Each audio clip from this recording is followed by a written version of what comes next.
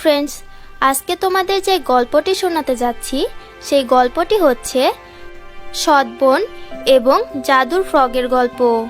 তো চলো বন্ধুরা, দেরি না করে দেখে আসি সৎ বোন এবং জাদুর ফ্রগের গল্পটি। অনেক দিন আগের কথা, কোনো একটি গ্রামে চাঁদনি তার সৎমা বিমলা এবং সৎ বোন কমলার সঙ্গে বসবাস করত। দুই মা মেয়ে চাঁদনির ওপর ভীষণ অত্যাচার করত, কিন্তু চাঁদনি ছিল একজন সহজ সরল আর অনেক ভালো মনের একজন মেয়ে। এর কারণে সে তার সৎ মা এবং সৎ বোনের বিরুদ্ধে কোনোদিন প্রতিবাদ করেনি। এরপর একদিন বিমলা এবং কমলা কোনো একটি বিয়ের অনুষ্ঠানে যাওয়ার জন্য রেডি হচ্ছিল। তাদের দুজনকে রেডি হতে দেখে চাঁদনি তাদেরকে বলে, মা, আমিও বিয়ের অনুষ্ঠানে যেতে চাই, তোমরা দুজন আমাকেও তোমাদের সাথে করে নিয়ে যাও। আরে, তোকে বিয়েতে নিয়ে গিয়ে আমরা লজ্জিত হব নাকি? আগে নিজের চেহারাটা দেখ। তুই কোথায় কয়লার মতো কালো আর আমরা দুধের মতো সাদা।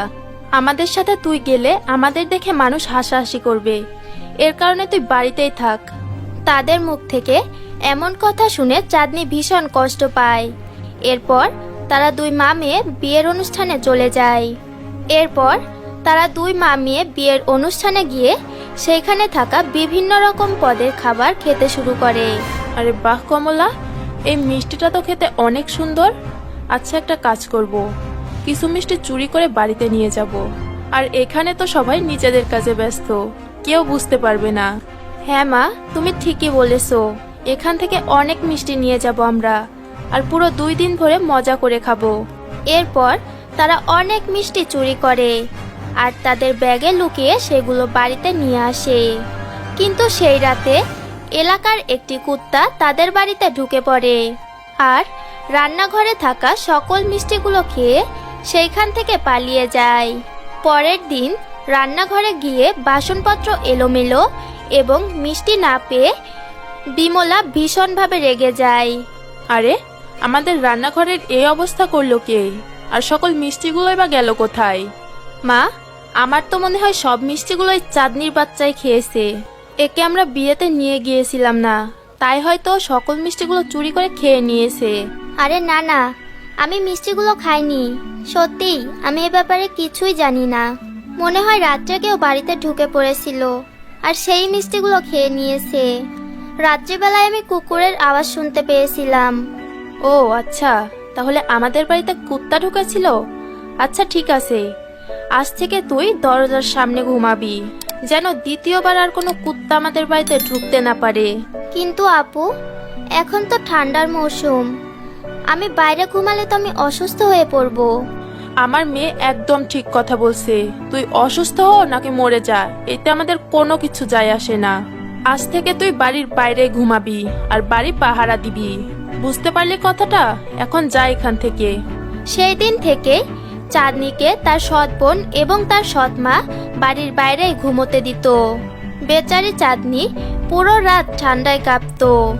এমনই একদিন চাঁদনি বাইরে শুয়ে থেকে ঠান্ডায় কাঁপছিল। ঠিক সেই সময় সেই দিক দিয়ে একটি ডাইনি যাচ্ছিল আর তার নজর পড়ে চাঁদনির ওপর। সে ভীষণ ভালো মনের একজন ডাইনি ছিল। চাঁদনিকে ঠান্ডায় কাঁপতে দেখে চাঁদনির ওপর তার ভীষণ মায়া হয়। ঠিক সেই সময় সেই ডাইনি চাঁদনির সেই পুরনো ফ্রকটিকে একটি নতুন জাদুর ফ্রকে পরিণত করে দেয়। দেখতে দেখতে চাঁদনি ভীষণ সুন্দর হয়ে যায় আর তার ঠান্ডা লাগাও কমে যায়। এরপর সেই ডাইনিটা সেইখান থেকে চলে যায়। পরের দিন সকালে যখন চাঁদনি ঘুম থেকে ওঠে, তখন তার শরীরে এত সুন্দর ফ্রক দেখে তার বিশ্বাসই হচ্ছিল না। তখন হঠাৎ করে ফ্রকটি বলে ওঠে, শোনো চাঁদনি, তুমি ভয় পেও না, তোমাকে সাহায্য করার জন্যই আমাকে পাঠানো হয়েছে। আজকে থেকে তোমার যখন যে জিনিসটার প্রয়োজন হবে সেটা আমার থেকে চেয়ে নিও। এইটা শুনে চাঁদনি ভীষণ খুশি হয়, কিন্তু তখন সেখানে কমলা এবং বিমলা চলে আসে। চাঁদনির এমন আশ্চর্য রূপ দেখে তাদের মা মেয়ের চোখ একদম ছানা বড়া হয়ে যায়। আরে চাঁদনি, তুই হঠাৎ করে এত সুন্দর কিভাবে হয়ে গেলি? আর তোর কাছে এত সুন্দর ফ্রগই বা কোথায় থেকে এলো? আসলে আমিও জানি না যে এসব কিভাবে হয়ে গেছে। আচ্ছা, তাহলে তুইও জানিস না? আচ্ছা ঠিক আছে, ব্যাপার না, এই ফ্রকটা আমাকে দিয়ে দে। না, কখনোই না। আমি এই ফ্রকটা তোমাকে কিছুতেই দেব না। এইটা শুনতেই তাদের দুই মা মেয়ের চোখ মুখ রাগে একদম লাল হয়ে যায়।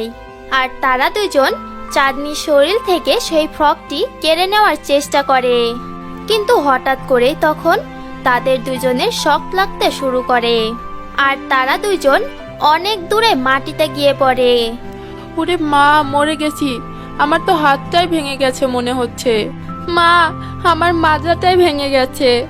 ভালো করে শোনো, যদি আজকের পর তোমরা দুজন চাঁদনিকে কোনো কষ্ট দাও না, তাহলে তোমাদেরকে একদম জানে মেরে ফেলবো। একটা কথা ভালোভাবে মাথায় ঢুকিয়ে নাও, আজ থেকে চাঁদনি এ বাড়ির মালকিন, আর তোমরা দুজন শুধুমাত্র চাকরানি হয়ে চাঁদনির সেবা করবে।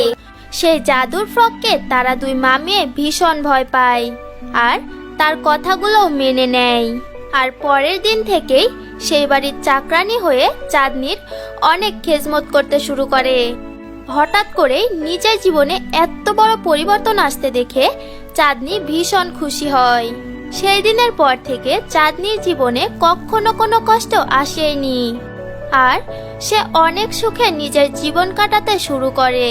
তো তোমরা দেখলে তো বন্ধুরা জাদুর ফ্রক এবং সৎবনের গল্পটি। তো বন্ধুরা, এই গল্পটি থেকে আমরা কি শিক্ষা পেলাম?